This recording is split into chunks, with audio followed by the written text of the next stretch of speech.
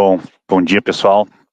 Pegando aqui na sequência do Genta, vou acabar repetindo um pouco do que ele falou, mas eu vou tentar dar uma recapitulada do que aconteceu e do que tem mudado e o que mudou, principalmente com a eleição de hoje, tá? Tem que tentar fazer grandes projeções, porque ainda tem muita coisa para acontecer.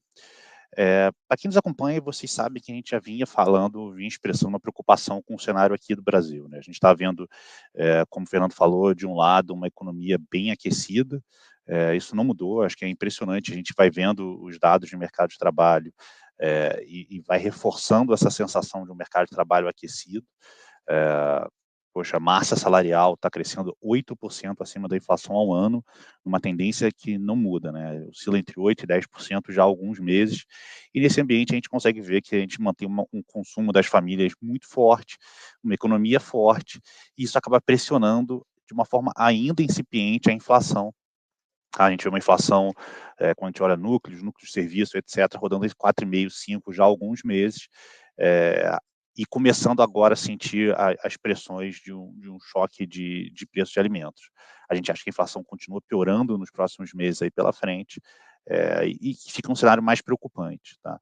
Nesse ambiente, a gente já estava vendo a demanda para o Banco Central ser mais ativo. A gente lá atrás começou a ter posições nessa direção, e o Banco Central, de fato, veio a público, né, nas últimas reuniões, na penúltima reunião, já antecipando uma alta, com o Galípolo, o diretor Gabriel Galípolo, que eventualmente vai ser presidente, tendo uma postura proativa, sendo em parte até questionado publicamente pelo presidente atual, Roberto Campos, que talvez tenha sido um pouco mais novo do que a gente imaginava. E aí, na sequência, a gente teve uma deterioração fiscal relevante aí nos últimos 45 dias.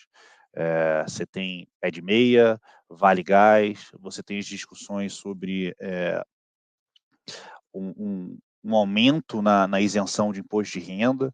A gente, se aprovado essa isenção de imposto de renda aí para até R$ 5.000 que o governo planeja, uma parcela bem pequena da população ativa vai pagar imposto de renda. Então, uma deterioração maior de fiscal que veio piorando o cenário de Brasil. Então, você tinha de um lado uma atividade muito forte que demandava uma ação do Banco Central, e esteve na sequência um quadro fiscal que já não era fácil, piorando ainda mais e aí pressionando todos os ativos brasileiros. E aí, no último mês, a gente teve, adicionando-se a isso, um cenário externo que começou a ficar muito mais desafiador, né? A despeito de há 45 dias atrás, o Fed ter cortado os juros surpreendentemente em 50 bases, literalmente há 45 dias atrás, a gente de lá para cá teve uma sequência de dados na economia americana muito forte. Não só os dados foram muito fortes, como tiveram revisões muito fortes do passado. Então, o estado da economia americana mudou muito. Se você pegasse ali há 2 meses atrás, você olhava, 2, 3 meses atrás, você olhava para o PIB do segundo semestre americano, estava crescendo na média do final do ano passado a 4%, e parecia que estava crescendo uma média abaixo de 2% no primeiro semestre desse ano. Não só os dados vieram mais fortes, como teve revisões muito fortes. Então, por exemplo, vendas do varejo, que parecia que estava caindo ano a ano, já está agora está literalmente bem positivo no ano.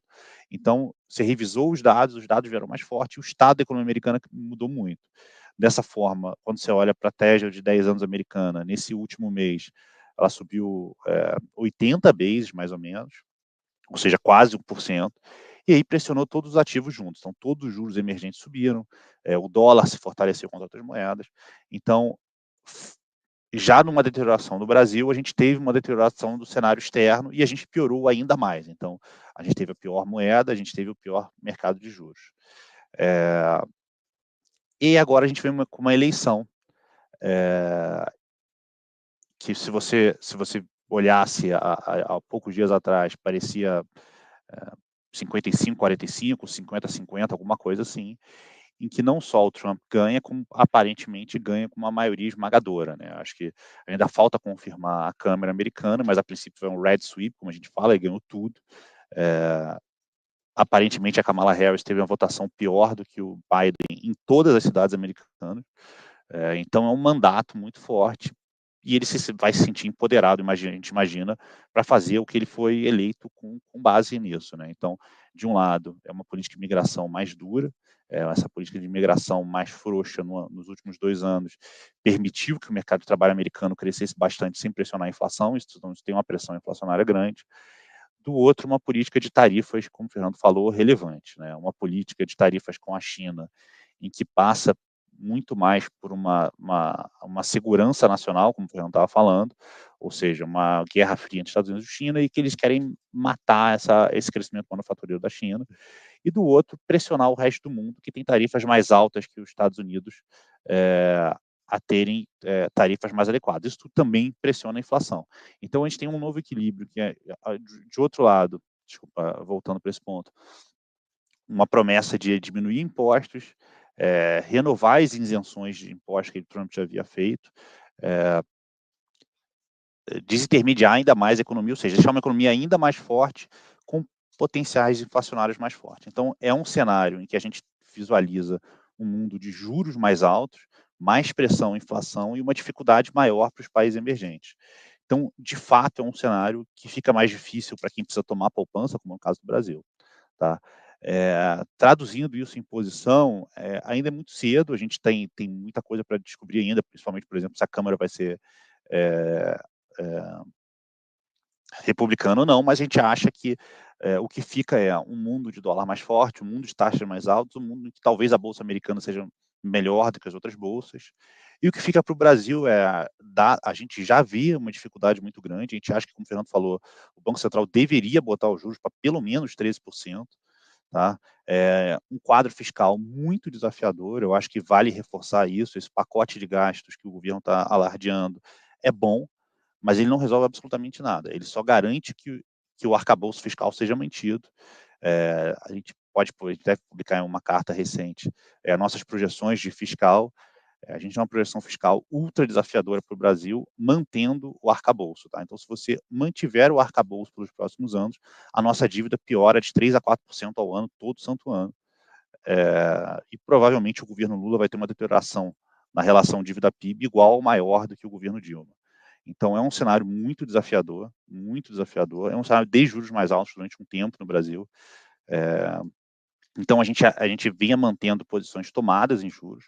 Quando o mercado de juros chegou perto desses 13%, ele diminuiu. A gente está com uma posição bem menor, mas ainda mantém uma posição tomada em juros.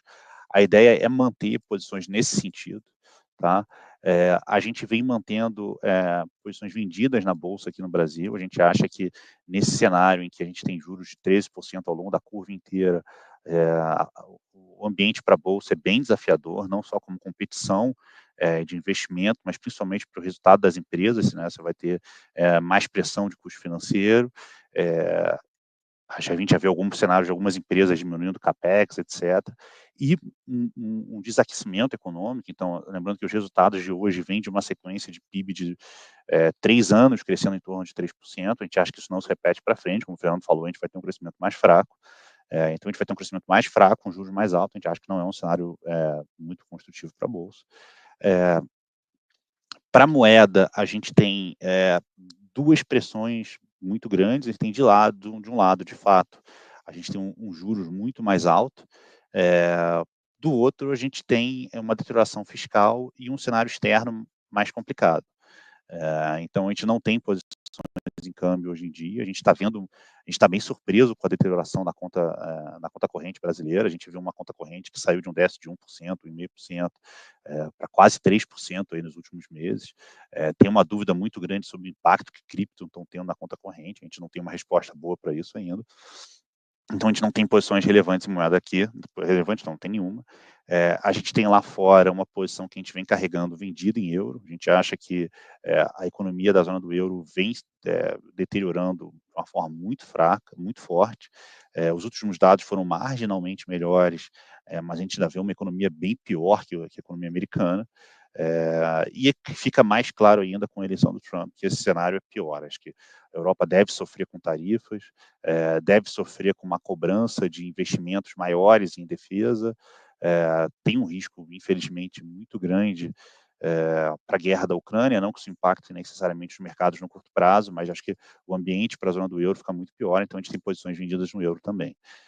Então, recapitulando, a gente tem aqui uma posição tomada em juros no Brasil, bem menor, tanto juros nominais quanto reais, uma posição vendida em Bolsa Brasileira e uma posição vendida em euro comprada em dólar. Hoje são as nossas principais posições. e a gente está reavaliando o cenário com o Trump para ver se tem alguma outra coisa para fazer, mas a gente volta a falar sobre isso aqui para frente, acho que é muito cedo ainda. Bom, obrigado e fico aqui para as perguntas depois.